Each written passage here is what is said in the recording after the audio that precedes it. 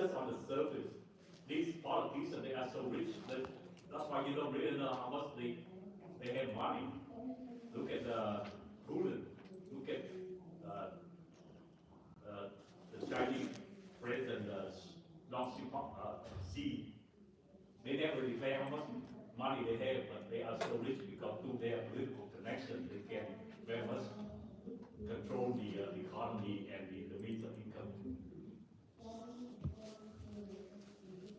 So how do we combat lawfare? I believe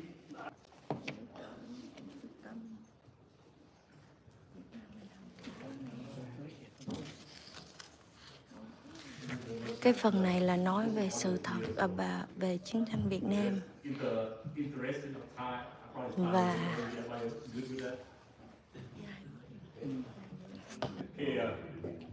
the panel here will talk about the truth behind the Vietnam War and what happened the next 50 years after 1975. So these authors, we have Mr. Vũ Quý Kỳ.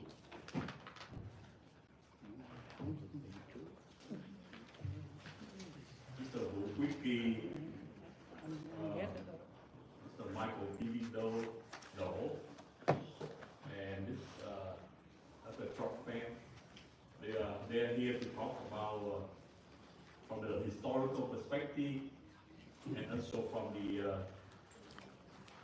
religious and minority perspective.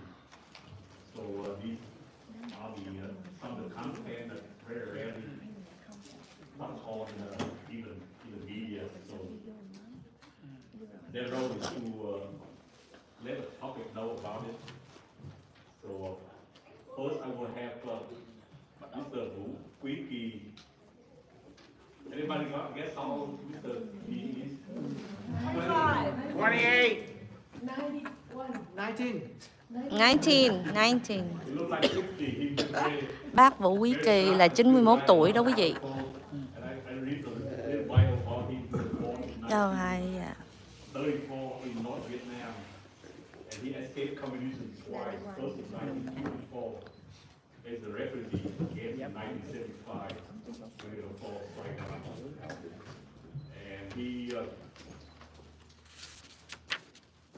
settled in Atlanta, Georgia, with his family and 3 sons. He taught at the free education system for 35 years. He authored a series of history books from the First Republic of Vietnam, A Great Secret,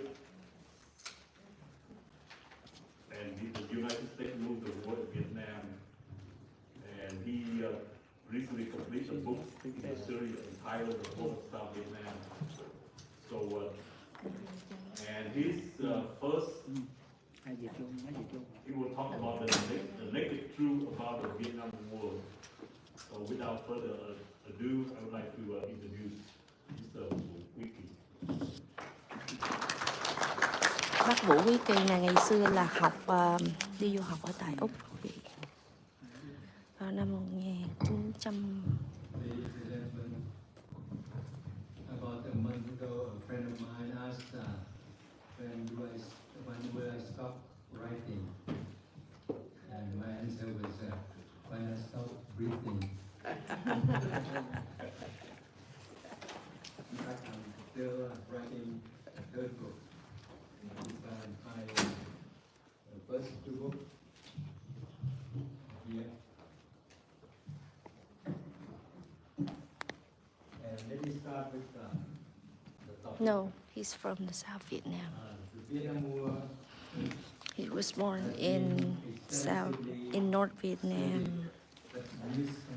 In the course of his life, he escaped communism in 1954. Commonly, the fall of South Vietnam is seen as a moral victory for peace and reunification. However, recent research and declassified documents offer a different perspective, revealing the Vietnam War as a war of national defense against North Vietnam aggression. This paper challenged the common narrative that the war was a civil uprising, arguing instead that it was a broader conflict fueled by communist expansion during the Cold War. Following World War II, the U.S. adopted a policy of containment in response to Soviet expansion. This policy led to the U.S. supporting various countries, including Vietnam, in resisting communist expansion. After France defeated Dien Bien Phu, the 1954 Geneva Accords, this divided Vietnam into North and South. South Vietnam became a crucial part of American strategy to contain communism in Southeast Asia. South Vietnam, with U.S. backing, stabilized politically and economically, preparing for possible communist invasion. The U.S. advocated for a conventional army, while South Vietnam wanted a force tailored to counter insurgency and pacification of a rural countryside. The U.S. approach left South Vietnam vulnerable to guerrilla tactics employed by the North. Why South Vietnam had to defend itself? There are three main reasons. First, the brutal land reform in North Vietnam. Second, Ho Chi Minh preparation for war. And third, North Vietnamese subordination to Chinese control. Ho Chi Minh land reform, celebrated in the West as a success, was in fact a brutal campaign that used kangaroo court to eliminate political rivals and consolidate power. The reform was conducted under Soviet influence and Chinese control. The claim of the reform was social justice by redistribution of land from the rich to the landless. What was billed as land redistribution quickly turned into a nationalization, with peasants losing ownership and becoming dependent on state-controlled labor. The land reform was a political tool. The land reform was a political tool for consolidation of power, with estimates of over 170,000 victims. Whole use of terror to suppress dissident, mirror, Stalin and Mao method. By 1956, Ho began preparing a war by secretly training young men for North Vietnamese to conventional warfare and guerrilla warfare in the South. Western color largely ignore these preparations, misinterpretation them as a part of a peaceful unification process. Following the Geneva Accord, North Vietnam set up a sleep city agent and weapon cache in South. Terrorist activities, including assassination, were used to destabilize the region in the South. In 1959, Ho initiated the concerted uprising that led to the formation of the so-called National Liberation Front in December 1960. This falsely portrayed itself as the South Vietnamese resistance movement. The conflict was dubbed a civil war.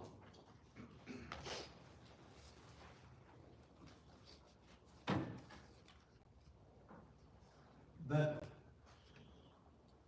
it is an invasion orchestrated by North Vietnam. The National Liberation Front was merely a front for Hanoi's aggression, and many U.S. officials, especially on the left, misunderstood the nature of the war and advocate for negotiation and weakening South Vietnamese resistance.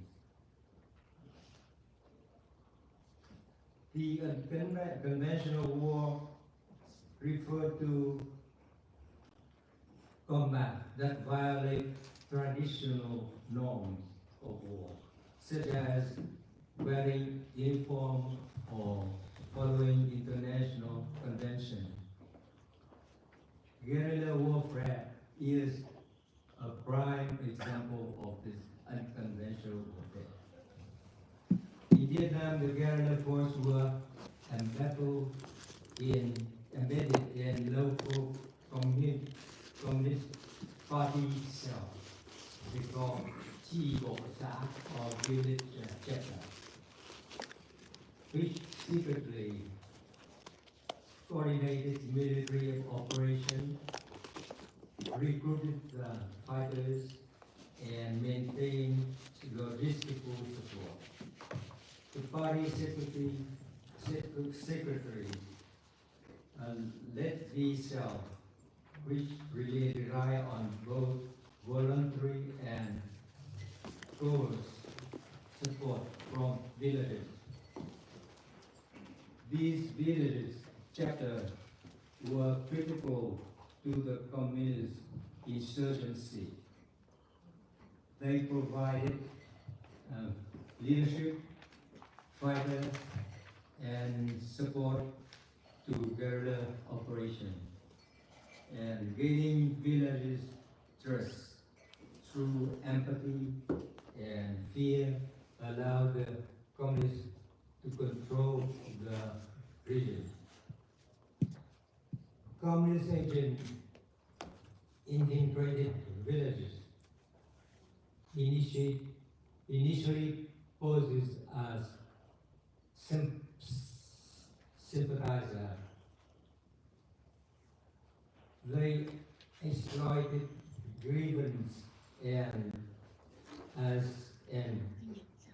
such as corruption, and gain control, gain trust, and later coerce the villages into supporting the insurgency.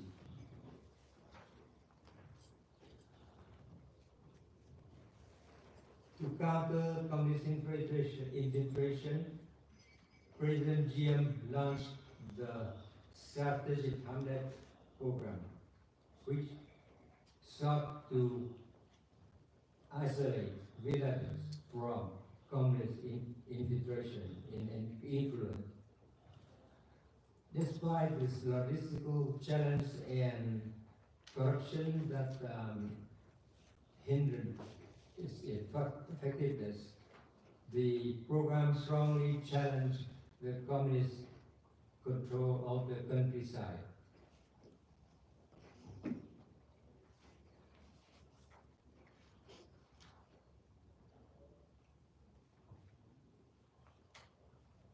terrorism play a key role in the communist strategy, using fear to control the civilian population.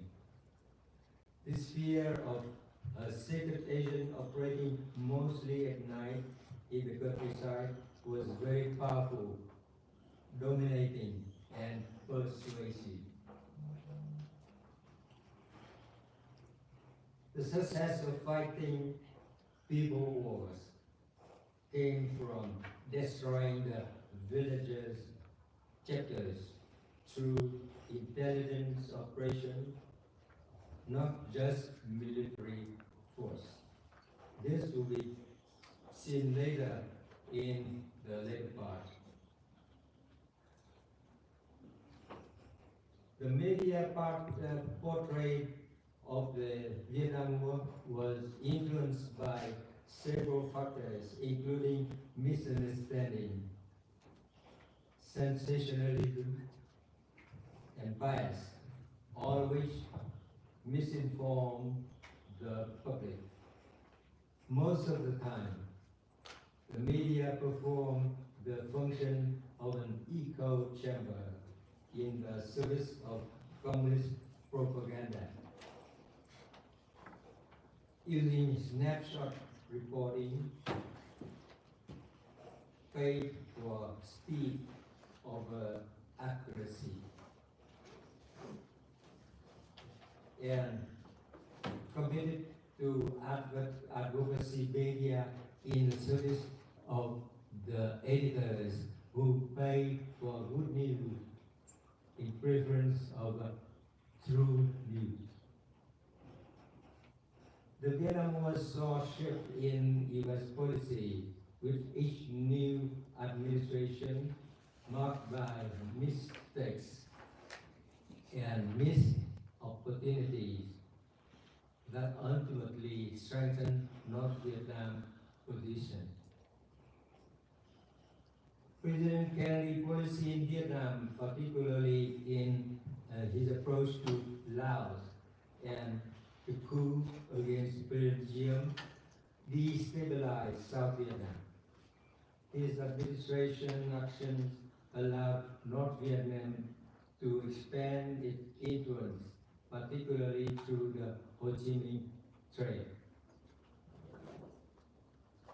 The Kennedy administration was found to be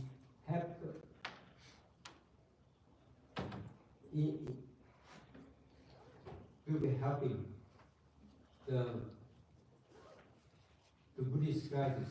Yeah. A mysterious explosion killing 7 civilian, mostly Buddhists, take place on the 8th of May 1963 and trigger accusation of religious persecution, which never happened, and it was really revealed to be largely fabricated.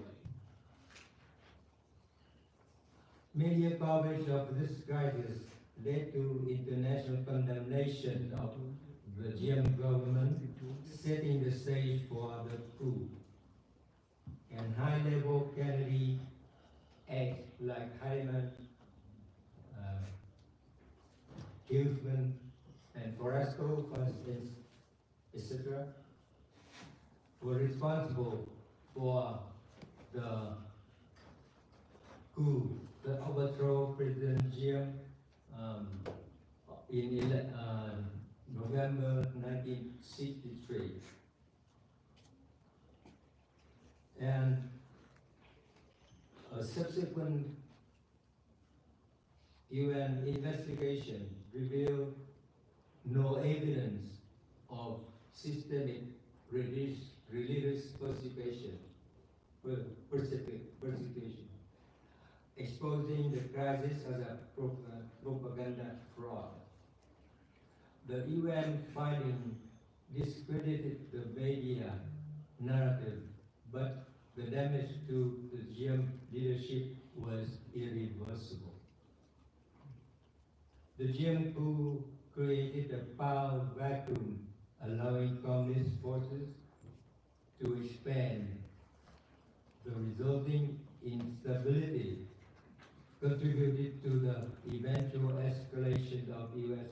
military involvement under President Johnson. And this time, actually, Johnson saved South Vietnam in 1965 from falling under communist onslaught. Johnson's approach to Vietnam War accepted the concept of limited war, which aimed at a stalemate and a clear-cut victory.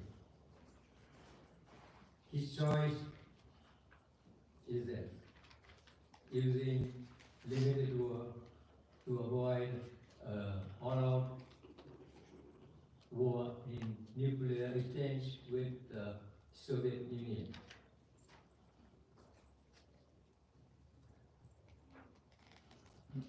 His trusted advisor ignored military advice and failed to confront North Vietnamese total war using his limited war. Despite U.S. air operation, North Vietnam continued to safely receive arms through the Chinese borders and the seaport of Haiphong, and send men and war supply to the south through the Ho Chi Minh Trail, making U.S. efforts ineffective. Johnson and McNamara restriction on military operation limited the effectiveness of U.S. air power, weakening the ability to disrupt North Vietnam war effort. Johnson limited war strategy designed to avoid escalation, aiming at a stalemate situation that denied a military victory for the U.S.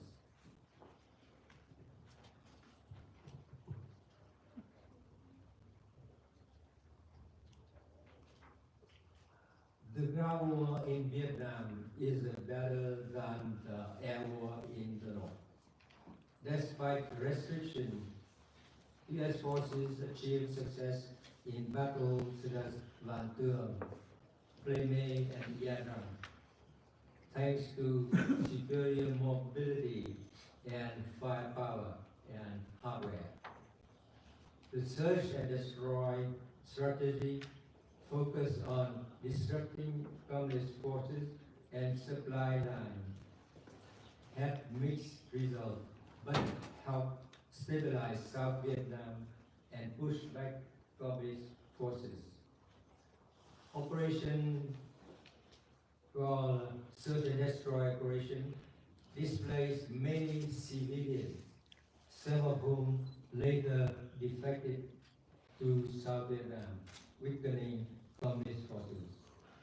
These operations also disrupted enemy logistics, leading to a decline in morale. The search and destroy missions hit the communists at their stronghold, liberating the peasants from under captive from and even caused elements of the communist infrastructure to change allegiance. And intelligence from deserter caused more and more disruption of communist infrastructure. The third state offensive of 1968 operation and the defeat of communists resulted in the paralysis of communist infrastructure in South Vietnam. And this is the reason why they have to launch the 1972 offensive to hope to renew their infrastructure in the countryside.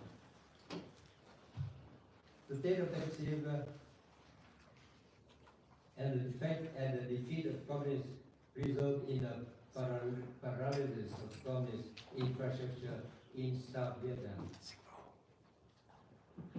The next issue is the last one, the Cold War and the fall of South Vietnam. The U.S.'s involvement in Vietnam was rooted in Cold War geopolitics, with the goal of containing the spread of communism. McNamara policy of self-restraint in armed development weakened the U.S. defense capabilities strategically and contributing to the loss of nuclear superiority to the Soviet Union. By early 1970, the Soviet Union had gained nuclear parity with the U.S. and shifting the balance of power and contributing to strategic uncertainty. The strategic fallout led to the U.S. disengagement from South Vietnam, which was purely political and self-inflicted, as domestic support for the war dwindled and Congress cut aid to South Vietnam. Had the U.S. continued to support South Vietnam after the 1973 Paris Accord, it might have survived the communist takeover. The fall of South Vietnam resulted from strategic misjudgment and premature disengagement. After successfully repelling North Vietnam in 1972, the offensive, South Vietnam could have survived had the U.S. honored the 1973 Paris Accord and responded to violation by North Vietnamese. A few more years of support, perhaps until Reagan's 1980 inauguration, might have preserved South Vietnamese independence. Unfortunately, this did not happen. That is all I have to say. Thank you very much.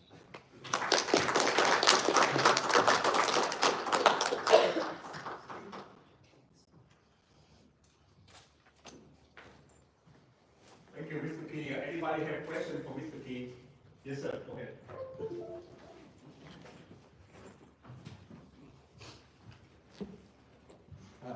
This is Roland Mayhew. I'm belong to the Vietnam veterans. Question about Ho Chi Minh. Wasn't a very nice guy, but I think the history of the United States did not learn to listen. They had the opportunity to listen to Ho back in World War II, in the United States in response to it. He had the opportunity to not to go communism, and I think that it was a bad choice for him, but that wasn't ours.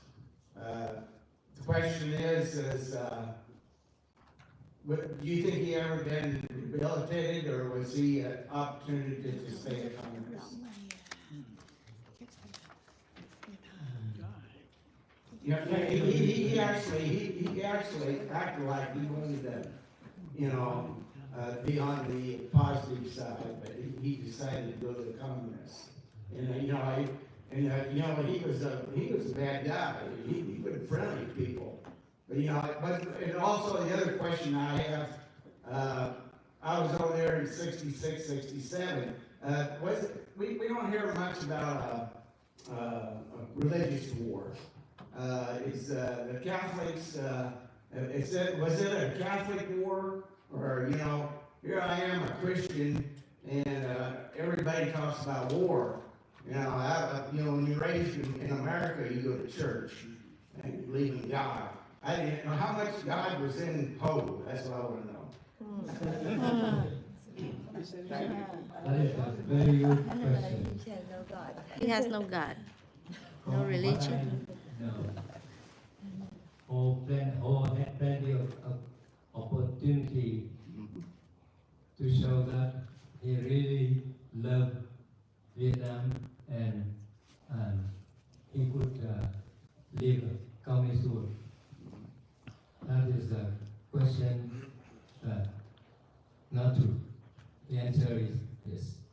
Ho is a committed international communist. He always support Stalin and Mao. Yes. He Correct. calls Stalin grandpa because his uncle. Uncle Ho. Stalin is up there. And he worshipped communism. And he committed to killing Vietnamese for the service of communism, like in the land reform in 1956. He killed 170. Now this is an official record. It could be more. Nobody knows. Okay, but according to official records, 170,000 victims were found by official information. And he's so committed to communism that he tried to stay on as even after the bloody land reform. He stayed on to make more sacrifice by the Vietnamese for his ideology of communism.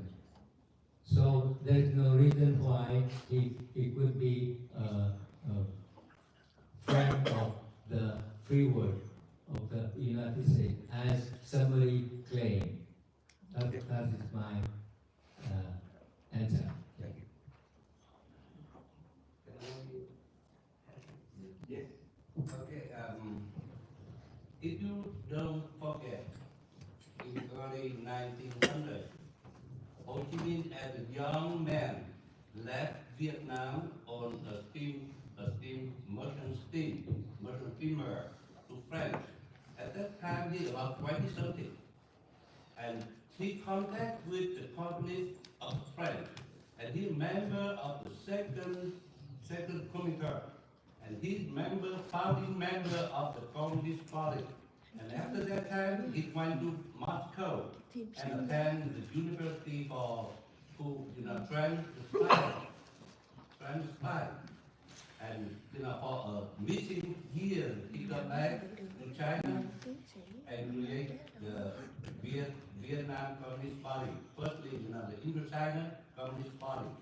So the time when he contacted America, in about 1940 something. I mean, he two decades to communism. His brain is brand cannot wash. So remember that. So don't never believe that Ho Chi Minh or any communist will revert their ideology. He had it mixed up. He should have put God then country. And God probably wanted to let him do that. Okay, thank you so much. Thank you. No, thank you. Very, very good answer. Thank you. Thank you for that great question.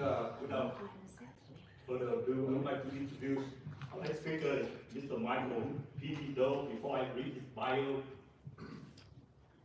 his topic is about concentration camp in Vietnam, which he lived through for 10 years after the Vietnam War as a military officer who was punished.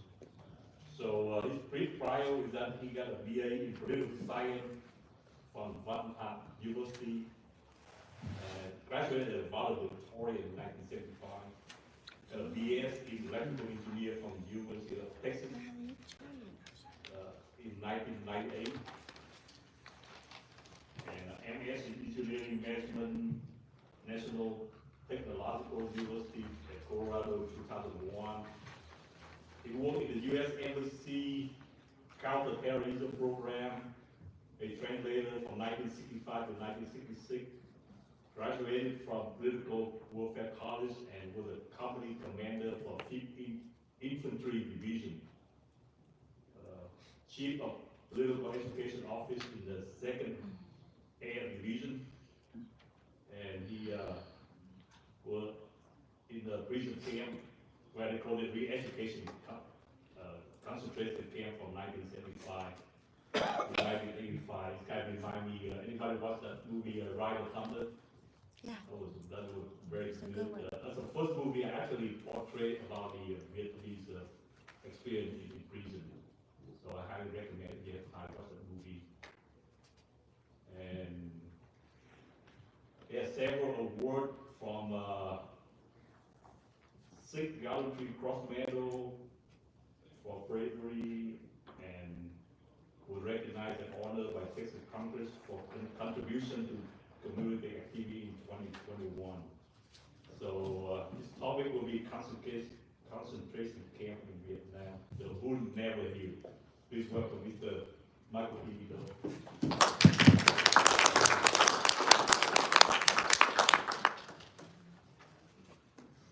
Thank you, Mr. Dr. Hiến, for nice introduction. And thank you, everyone, for coming today, helping me to address me. And I think, you know, a lot of you Vietnamese, I would rather speak Vietnamese, but I'm kidding. All right.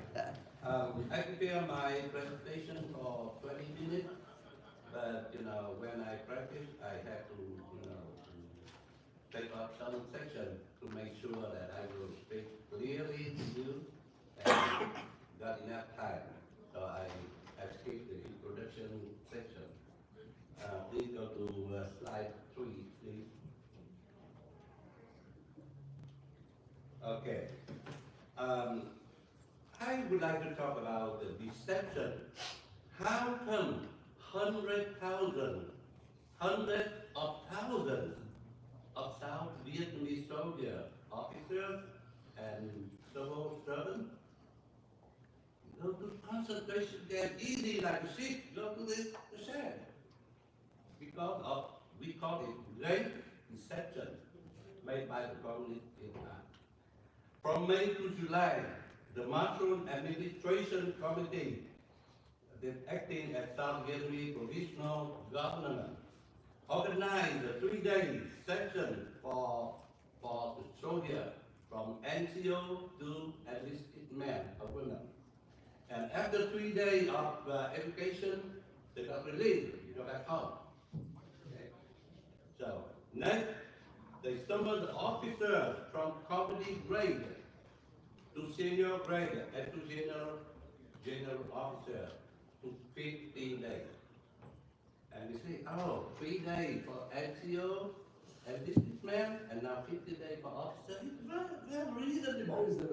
Yeah. Even if we don't trust them, we have no choice.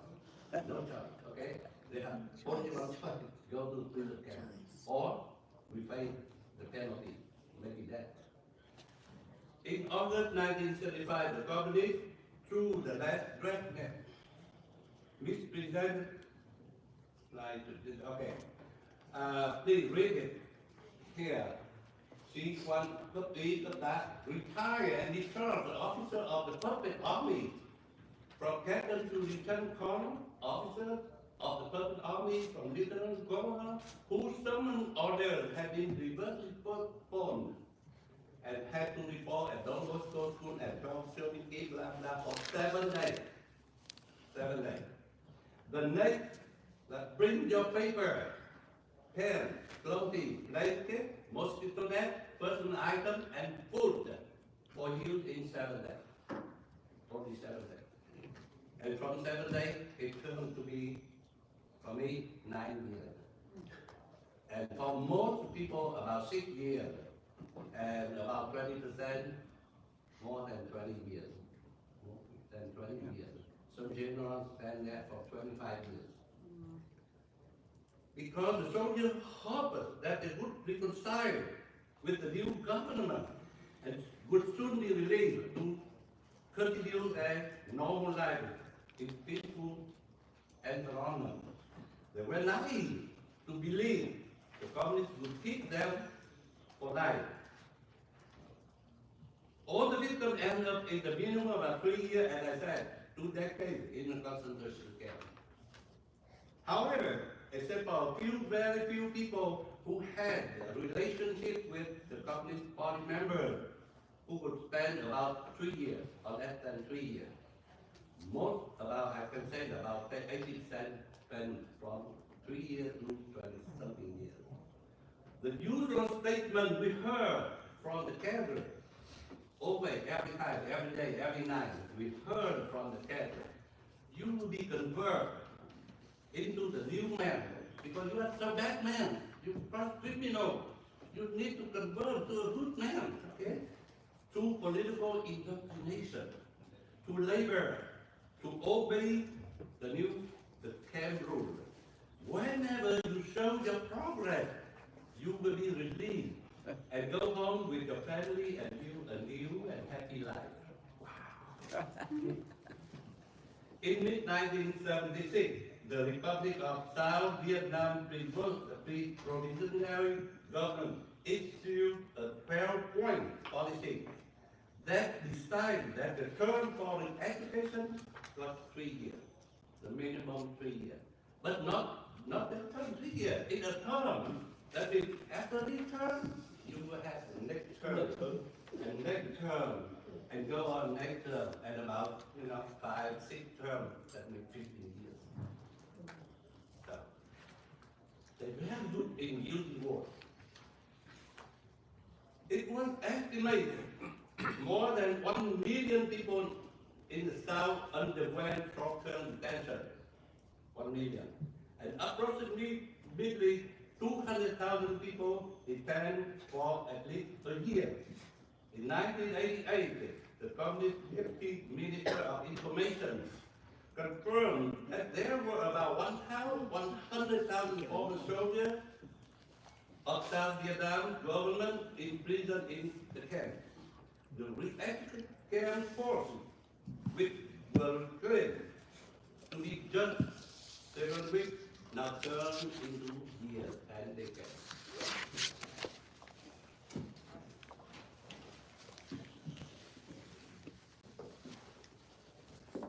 Okay, I will talk about the camp condition and work and information and punishment. That were 3 main items. Although South Vietnamese surrendered and the country was unified, the Communist government considered Southerners as enemies who would not readily accept the new government.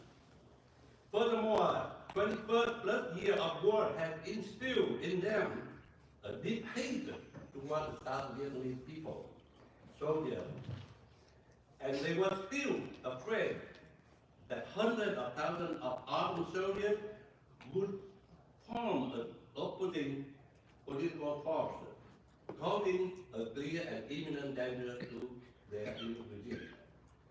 So without trial, the communists charged the soldiers with betraying the country, betraying the fatherland, and being dangerous to the domestic security. Explaining the reason for not bringing the soldier to the trial. They said, oh, the trial is hard punishment. You do not deserve it. Okay?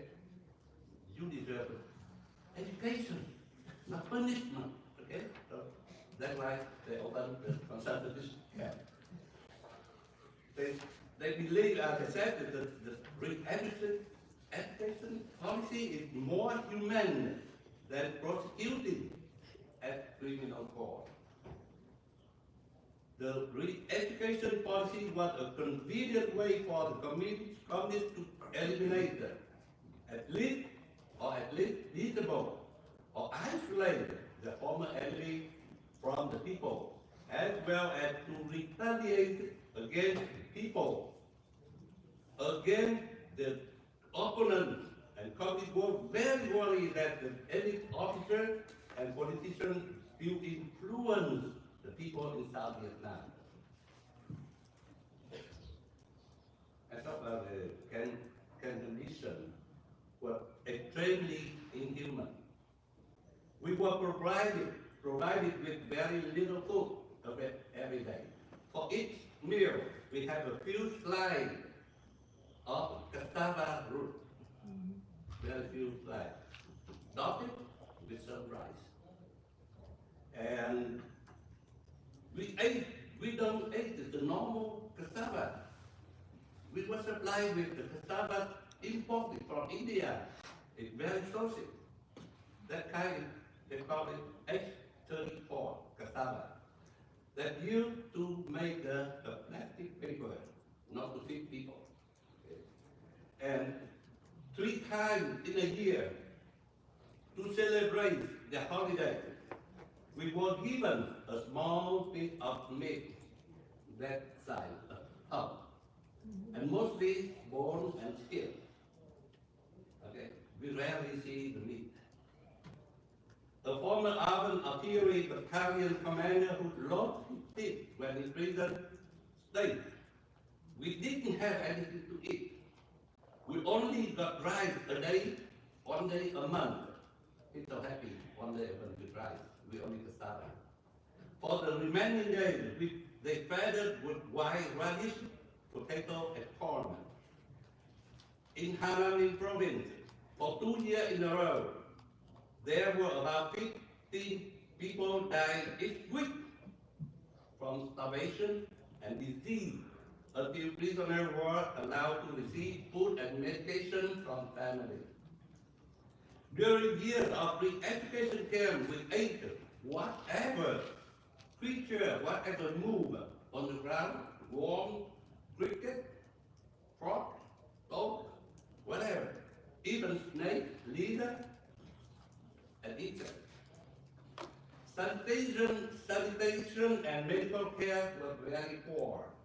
There were no medication other than some oriental medicine made from the leaf and the root. They pick up, along the road or in the garden. Without the painkiller, pain relief medicine, they removed the decayed tooth with a pair of pliers or a nail. A prisoner who broke his limb while working would be treated at the prisoner medical station instead of being sent to the hospital, because the hospital is not our standard.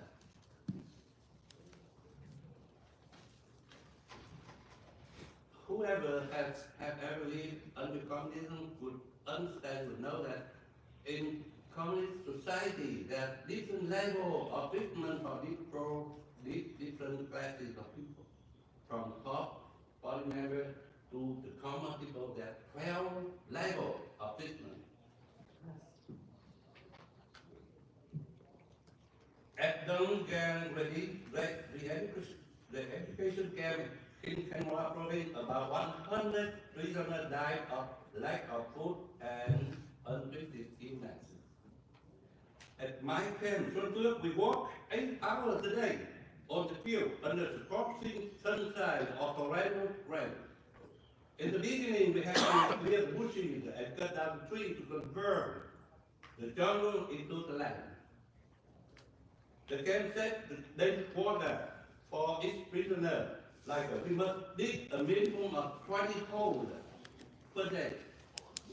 The hole is about 20 by 20 and 20 to plant the cassava root. The quota increased day by day until sometimes it goes up to 54 or 50 or 60 holes per day. And we have to finish it. Without finishing the quota that day, we were not allowed to go to the stream to take a bath. So we have to go back to the camp dirty and sweaty. And at some of the camp, prisoners were forced to clear that area that previously were minefield. Many people lost their lives or had their limbs amputated. Prisoners at all the camp were forced to dig 10-meter long canal every day to cut the cubic meter of wood for the camp to use in the kitchen. And we do the manual work with using our hands and the tool, whatever tool we made in the camp. We can make every kind of tool. We can make a saw, we can refine, we can make a knife from whatever we pick up on the field. And the prisoner that grade was very high, thanks to starvation, disease, and hunger, and harsh punishment. Some academic study by American researchers gave a total of 160,000 people who died in concentration camps.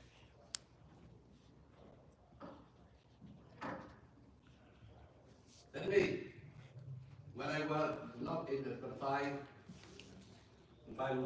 that means with shackle at the ankle, and a rod, an iron rod through that too, and I had to face the wall and have only one position, head sitting and head lying. Because my feet was so close to the wall, so I cannot sit up, not like that. Okay, I have only one position. The first, now I talk about indoctrination.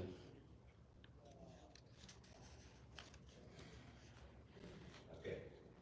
First and foremost, prisoners had to declare a detailed life history of themselves and 3 generations of their family, including everything from birth until April 1975. This process was repeated every year, and the communist cabinet would read and compare our statement to find out if we had something to cover up. In the first year of detention, prisoners underwent a re-education session lasting 3 months each. Each session consists of from 8 to 10 lessons to brainwash the prisoner from the counter-revolutionary perception and perspective. For each subsection, after 8 hours of lecture, prisoners sat in group of 10 in the next 3 or 5 days under supervision of a communist cabinet, and we had to discuss every night until midnight. At the end of any subsection, the prisoners were ordered to write a short essay to prove that we thoroughly understood the lesson. After the first session, prisoners had a whole week to write a comprehensive paper in which we had to praise and thank the police and the government for their merciful policy that allowed us to live and give us the opportunity for the education. We have to thank them. Also, we have to confess the crime against the country and the people that we never committed, but we have to confess it right there on the paper. Everybody has to acknowledge his crime one way or another. Many prisoners had to make up some crime to put on the paper to avoid being accused of being stubborn. The Catholic insists that the more crime we confess, the more we prove our sincerity, and the sooner we will be believed. The most critical part of is to admit that we deserve that penalty, and we have to beg the party for mercy for their life, for our life. The second session was to prepare the prisoner for extended stay in the camp. After 3 years now, second session, to make them learn something to to prepare our long-term imprisonment. Communist forces the prisoners to write letters to convince our families to move to the so-called new economic zone. This was a new attempt to clean up the townspeople from the city, giving room to newcomers from North Vietnam. It was an irony when hundreds of South Vietnamese elite, many of them college graduates, were lectured by the communist educator who had education level of a middle school student. Indoctrination sessions continue each year, but when time goes on, it less term than the first year. Now, about who punishment. Although we predicted bloodbath did not happen, indiscriminated killing would carry out in the camp. Not happen after 75, but it gradually happened in the camp. Prisoner was shot dead at the scene if they attempt to escape. At camp in Mekong Delta, our region that previously was communist secret zone, they would mercilessly beat and kill prisoners for no reason at all. They can punish prisoners who express their mistrust towards the government, the community, and who violate the camp rules or do not work like that. By locking them in confinement for months, like you see. And the prisoner will set on a cement platform with both leg, ankle, tied shackle. The orderly would lock both his leg and ankle with their tied shackle. It was given a meal consisting of approximately 2 spoons of rice, added much water, salt water, more rice, lot of water, salt water, and we had 1 meal per day. The punishment could last 1 or 2 months and longer until the prisoner become a walking skeleton. At Camp Suriname, case file 1977, because of a minor rule violation, I was forced into a small army container with 2 older fellow prisoners. The container was sealed and put in the open air in summer when temperature rise up to 40-something degrees C. And 3 times at Camp Suriname, I was locked in the confinement cell with both my feet shackled to the ground during winter time when the temperature dropped to freezing point. The fact that prisoners were beaten to death was not rare. Particularly in the Mekong Delta region. In October 1979, my friend was suffered to death by bombing the Vietnam camp commander. He used the bath towel choked him to death because he could not talk, could not convince my friend to accept his idea. Then he fell in an argument. Okay, he fell argument and he killed my friend.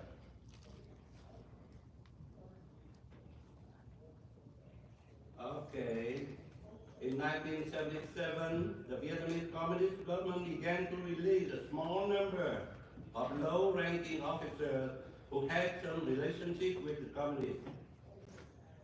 In 1978, they released more prisoners who were medical doctors, dentists, pharmacists, so they could serve in their facilities. In early 1980s, more waves of prisoners were released on the occasion of Lunar New Year, Liberation Day, April 30th, and National Day, September 3rd. Many prisoners were required to relocate with the family to the new economic zone in remote area or work in a collective farm. After going back to their hometown, prisoners were put under house arrest for at least 1 year. Every week, they have to report to the local police what daily activity, people they meet, they talk with, and they could not go out of the town without any permit. The security officer would closely monitor every single movement of their family. Many families were broken during the time prisoners were in the camp. Some could not come back to their home because their wife had new husband. And the most painful experience was when the wife married to a communist cat. So unable to find suitable job, most prisoners work as simple laborer, such as handyman, porter, mason, or pickup driver. We soon realized that our children were not allowed to attend college or university. The communists applied a 3-generation discrimination policy for former soldiers and civil servants of the Saigon regime. We were at the bottom of the classification of the society.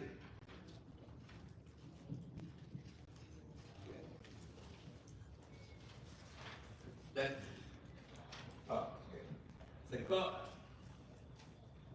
psychology impact. Physically or mentally, a man endurance had limits. Over that point, he might break and surrender. We would do anything to get out of the circumstance. Many of us overcame the fear and endured the torture to keep our faith and to be loyal to our ideology. We knew communists were never satisfied with whatever the prisoners confessed. So they keep suspecting that there were more things hidden, and they would never stop abusing the prisoner until they made them believe that there are nothing left. In concentration camp would become a potent weapon the communists used to control the prisoner. Hunger could transform a man into a devil or an informant. Everybody was haunted by food. It was the only thing we talked about day and night, even in our dream. We would rather receive a lot of us in our life. We consider that hero because they would rather receive back grading and reduce ration than surrender to the hardship. Today, the case after our ordeal, we still have nightmares. In our dream, we were stuck in the re-entry camp, surrounded by hundreds of inmates while we acknowledged that we had a house in the United States, a happy life, but we couldn't come back. That is in our dream, okay? Still happy. The more we struggled, the more we were boxed down in the earth. In our dream, we were haunted by the stench of dead body, human flesh, as we were lying among the decayed dead prisoners. Okay, so because I cannot describe everything in about 20 minutes, so I have this book. If you are interested, okay? I have here on the table now, and this my story 10 years of here in prison camp. And that concludes my presentation. Thank you very much.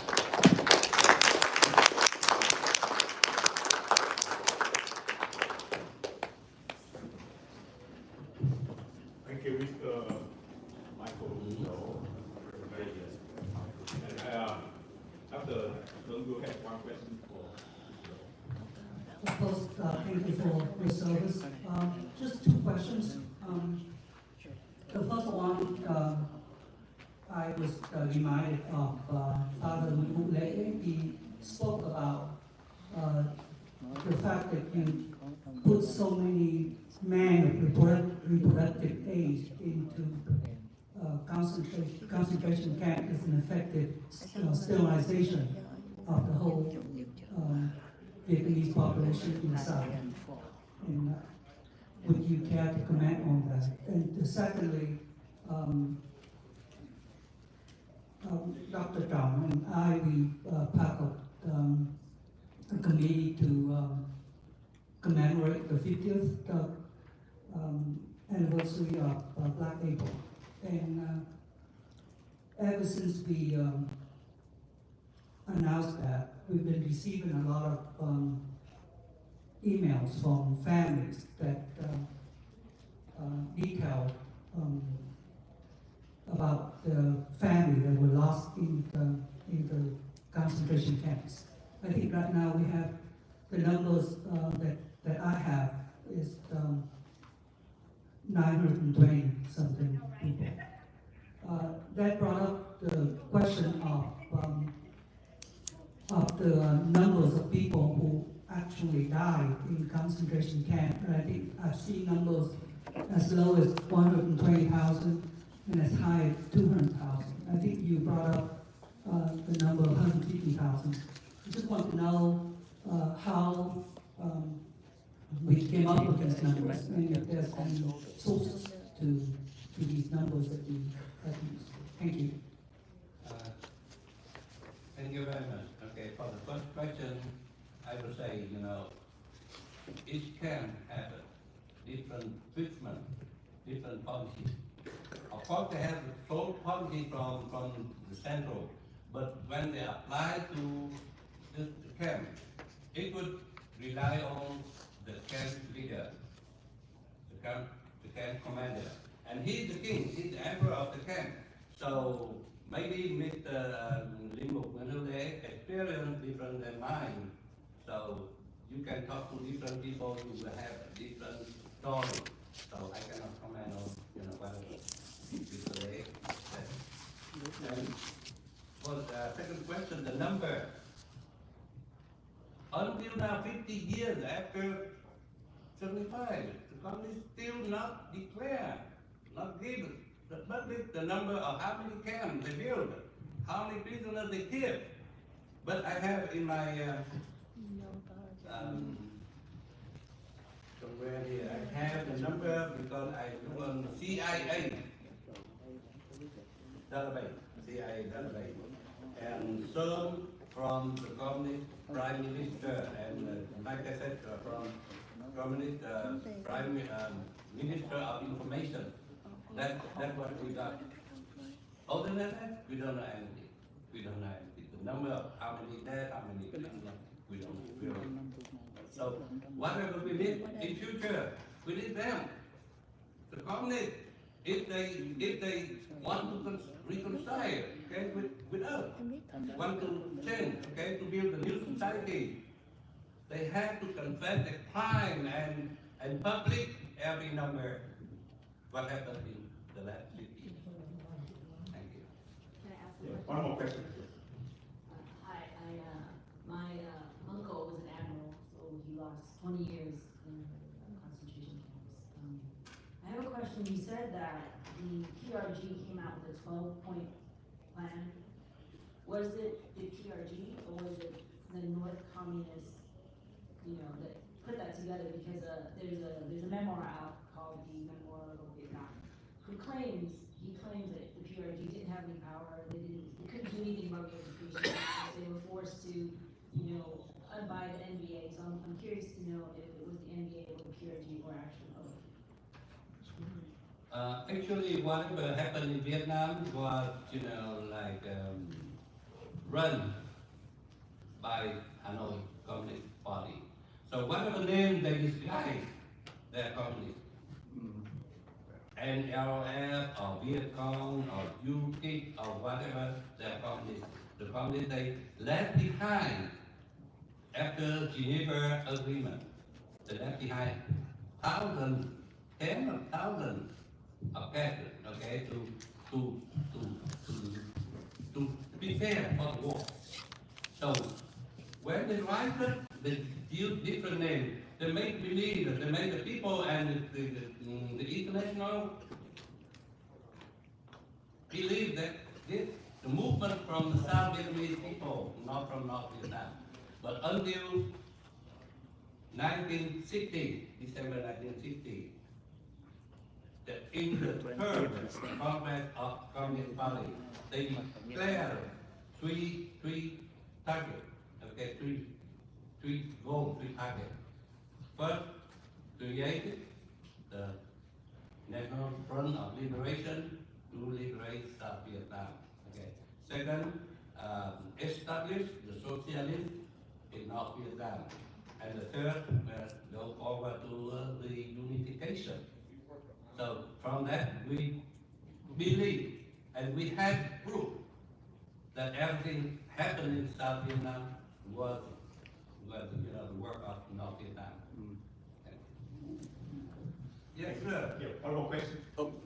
I would like to make a statement, if I may. My apologies to Antrom too.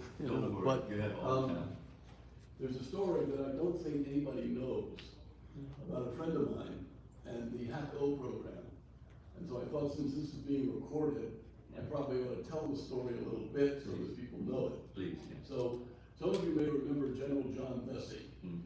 General Bessie was retired chairman of the Joint Chiefs of Staff.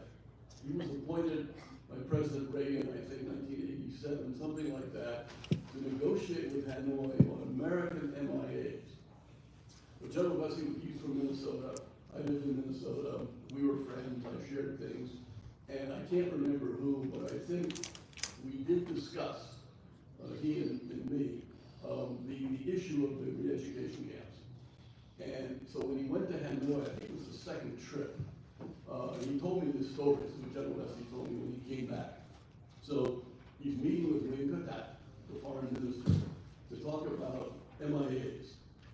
And then sort of at the end of the meeting, General Bessie on his own, and I think this is an example of the Americans who do not forget. He raised with Minister Pat, he said, and what about the graduates of your re-education program? And Minister Pat sort of went like this. And then General Bessie said, look, I'm making this up a little bit, but he says, we Americans, we understand your situation. These are people whom you don't trust. These are people whom you don't need. These are people who are a burden to you. And Patton's nodding like this. And General Bessie says, so why not let them become refugees in America? We'll take them. General Bessie did not say they're our allies. He just said, we will take them. We'll solve your problem. Several 100,000 and their families. Right? So Minister Taft smiled and nodded and said nothing. General Bessie is disappointed. He goes immediately to the airport. He's about to get on the plane to fly out, and some Vietnamese official comes running over and says, General, there's a phone call for you. He doesn't know what's going on, so he walks over to the hangar, picks up the phone. It's Minister Nguyen Cu Thach, who says, you can have them. Oh, wow. Thank you for that story, and we are really grateful for that. And not only General Bessie, but also Senator John McCain, he sponsored the bill. And that's how a lot of Vietnamese, like Football, was able to come to America. So we're forever grateful for that. Thank you for that story, Dr. Stephen. Next, last but not least, Dr. Trump fan. He's a retired U.S. Air Force Chief Engineer for the Personnel System Division.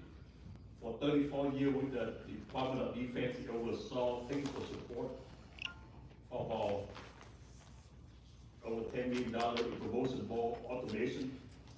He also a Longhorn, a University of Texas grad, U.S. Air Force War College, Squadrons Officer School. He also received his Master in Science System Engineering and MBA in Business Administration from St. Mary University, and a PhD in Applied Management Decision Science from Gordon University. And he's also a recipient of U.S. Air Force Material Command Science and Engineering Korea Achievement Award. And he's currently a president of all Vietnamese American community of the USA. He's a regular commentator on Radio Saigon and Saigon broadcast. He co-founded One Pray, a homeless ministry and advocate for faith and justice, and a champion for freedom of religion. And as a fellow Catholic, I really like his topic about I will let him introduce the topic about the religious persecution in Vietnam. Thank you. Thank you, Hiến. And I'm standing between you and dinner, so I will be kind. I will be short.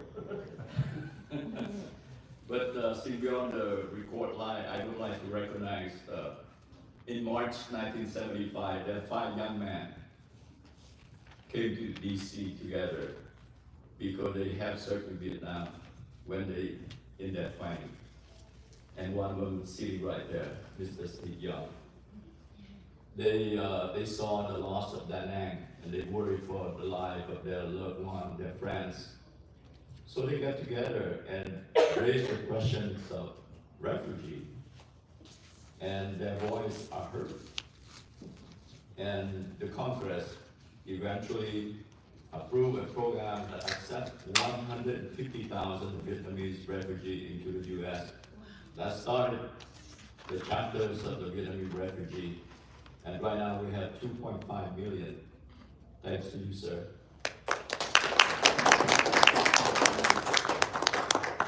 Well, beginning of last year, I was asked to join, be a contributor to a study by U.S. Commission on International Religious Freedom about the state-controlled organization, religious organization. And I contributed from the point of view of the Catholics.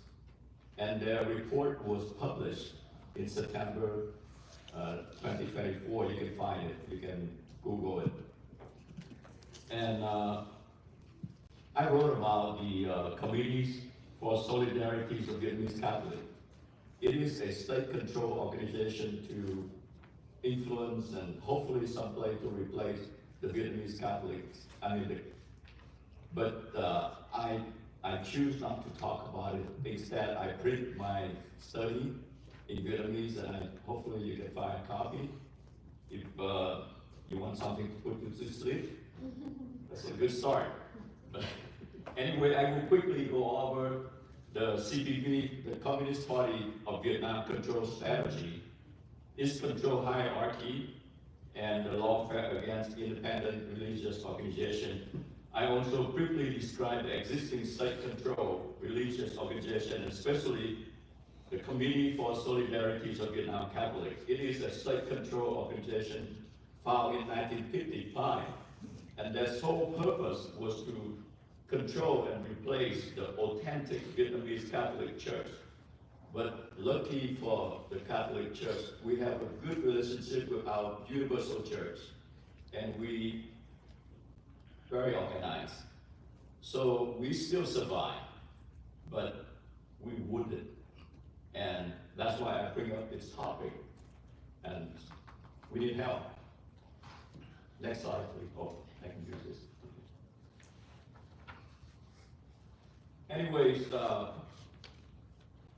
to create the religious control organization, the Communist Party of Vietnam used 3 different methods.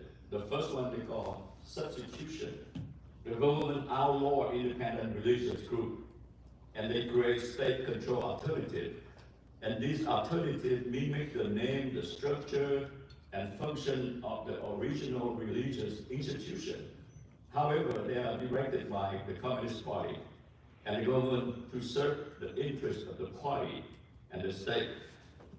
Example of the organization is the current Vietnam Buddhist Shanghai, the 1997 Cao Dai sect, and the official Hoa Buddhist.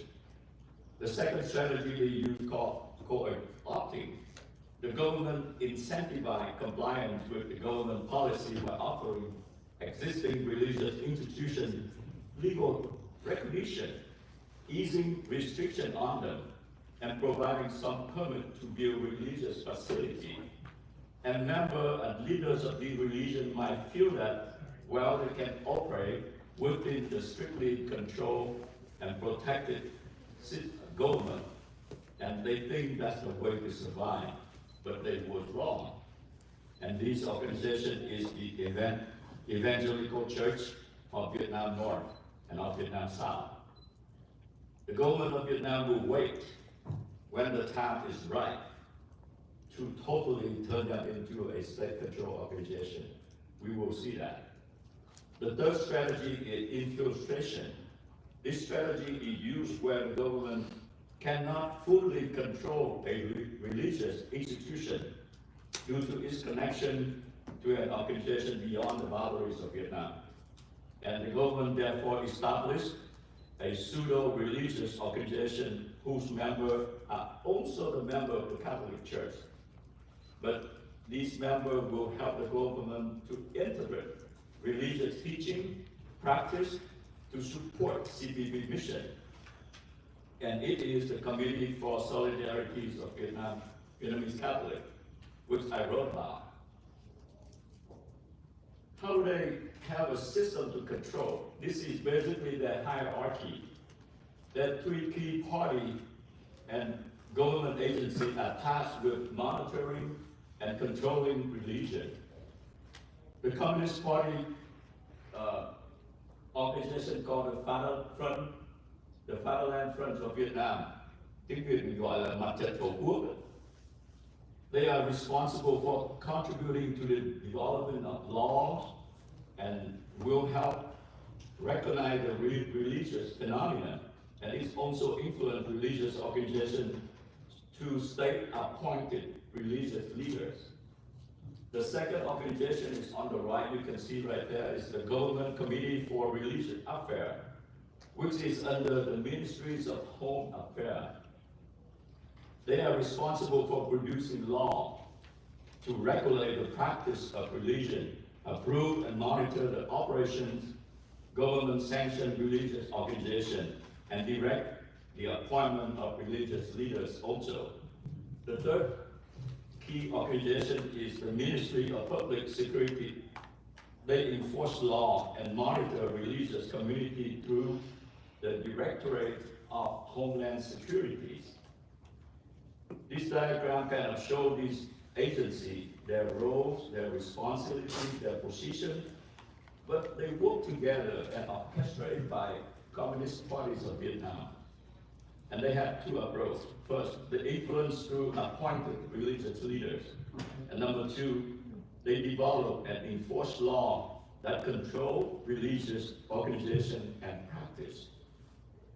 The key person and the key organization there is the Fatherland Front of Vietnam.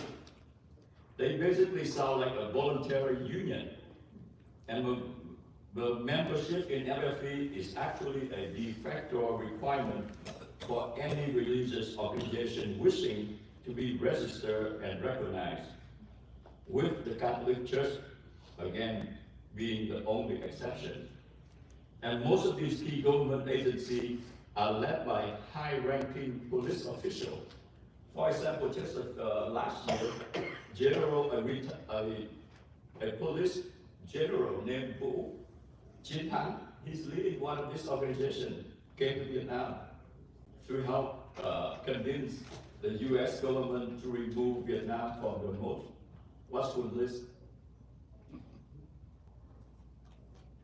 Okay, besides that very strong organization, they have established a number of laws, target and control the religious organization. The first one is the 2016 Law on Belief and Religion. They enable the government to suppress and any belief is deemed harmful to the ruling party. In section 1 and 2 of Article 33, it stipulates that a recognized religious organization must provide GCRA with a list of religious officials appointed for approval within 20 days of selection. And GCRA have the right to veto. So technically, they influence in the installment of the leader of an organization. The 2013 land law and the 2014 construction law basically all the religious construction require permission from the government before the construction of a religious facility. And this law also regulate the land use for religious purpose.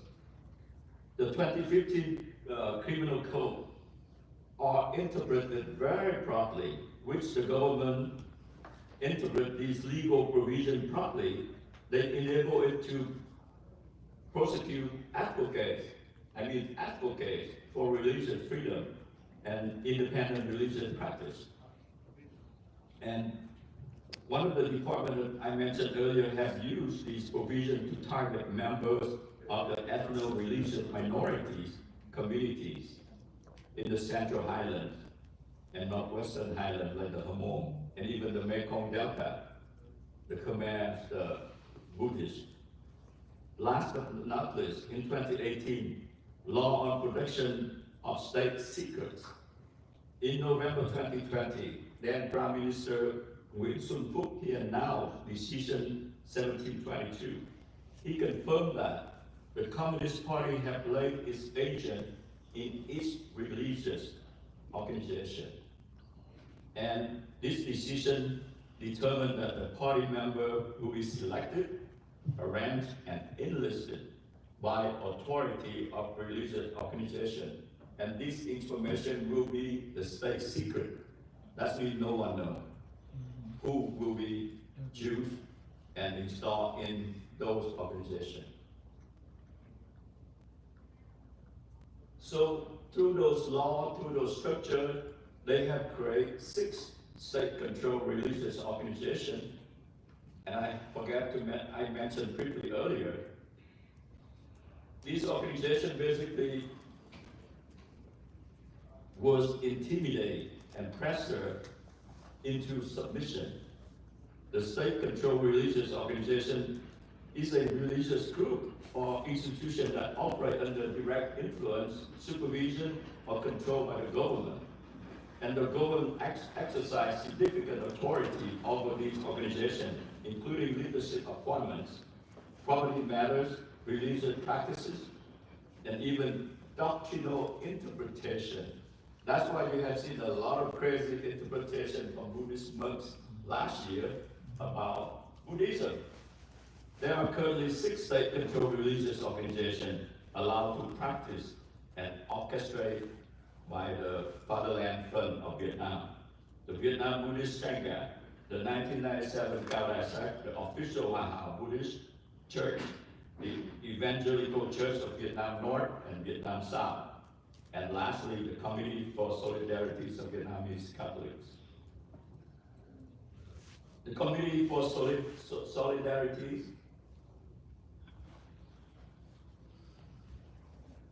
Vietnamese Catholic is a state-controlled pseudo-religious organization, as I mentioned earlier, unlike the other 5 organizations identified in previous slide. The Committee for Solidarity does not formally or directly control the religious denomination to which it pertains. Rather, it operates through infiltration of the laity and various ranks of the clergy. Its members often hold title and position in the government of Communist Party, Father Front of Vietnam. One of their prominent members of this is Father Phan Khắc Tư, who just passed away this week. The strategy of infiltration includes the appointment of religious leaders, provide differential treatment of the member of the church. They even control the publication of religious material. They did that for many years. And in Catholics, church in Vietnam, we only have 2 newspapers, and both papers was paid, controlled, written by the FFP. So through this particular organization, the government also interfered in communication between Catholic clergy and believer, as well as between believer and the Catholic institution around the world, including the Vatican. Finally, the government engaged in suppression of Vietnamese Catholics who oppose or critical of this particular organization. How can we do to help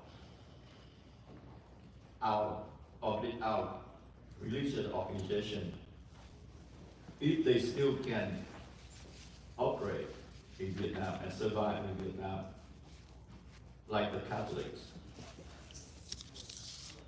So basically, we need to have a multifaceted approach, focusing on advocating for legal reforms, fostering international support, and empowering individuals within the religious community. This is basically a approach and method that has been proven, but it's required.